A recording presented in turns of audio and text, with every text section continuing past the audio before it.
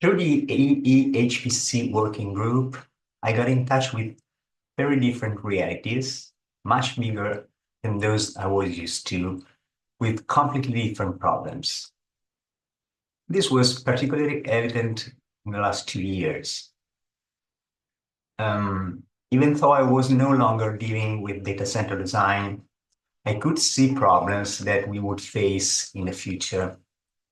I was able to compare and listen to the problems, the reasoning, the tentative solutions that the large HPC data centers were implementing for the new problems they faced with power scaling that today we are also facing in our company.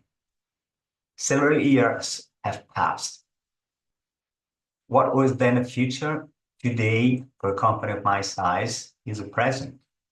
So not just the satisfaction of curiosity, a network to know people, the ability to compare ourselves, but very practically having had the opportunity to reason, to study problems before they would be ours, before they showed up in our company. This gave me the opportunity to anticipate by at least 2 or 3 years the problems that would have presented themselves in my company.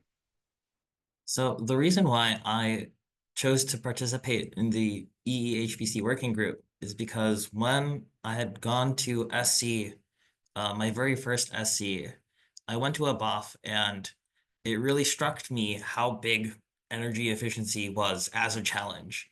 So Nally was there advocating for doing better measurements. And so that's why I got on, because I was interested in how do we measure these large HPC systems. Through the course of working with the EHPC, I was able to establish a lot of connections with a lot of different people and learn about all the different work that's going on all around the US and also like around the world, like from Japan to Germany.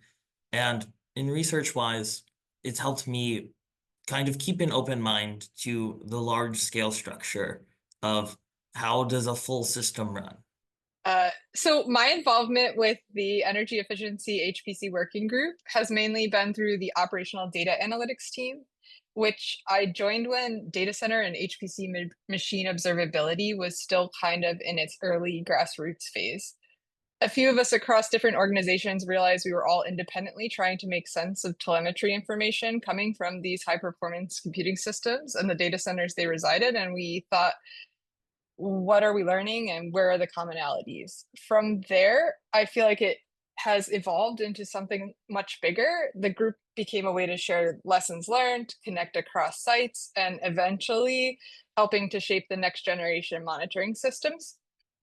We've gone from just collecting telemetry to actually using it, whether it's optimizing scientific workflows, improving facility level energy efficiency, or advising on things like smart facilities and digital twins.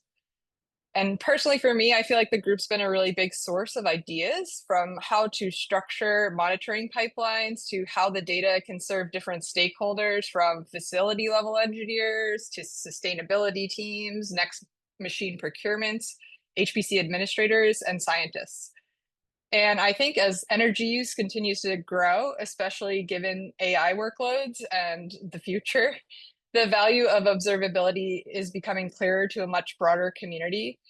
And so I think that with the EHPC working group and the ODA team, it's really exciting to be part of a space that's gaining a lot of momentum and connecting parallel efforts in monitoring, sustainability, system performance, and energy efficiency, which is going to be crucial to our future. It's no exaggeration to say that computing is an extraordinary flux. The explosive growth of AI, the transitions in silicon technologies are all putting unprecedented pressure on energy efficiency. We now talk somewhat glibally about gigawatts of potential energy for AI and tens to hundreds of megawatts for today's HPC systems.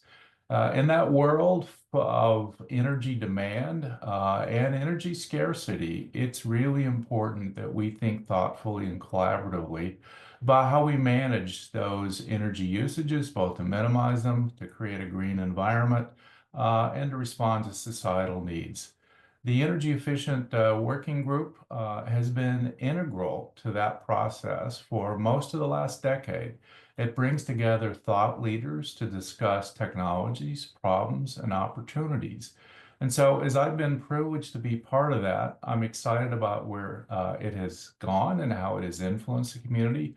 But I'm also equally believing that it has a critical role to play in this discussion forum is a mechanism to shape the future, because energy and water, as we think about computing futures, are critical and scarce resources. Managing those wisely for the future of the planet is critical for all of us.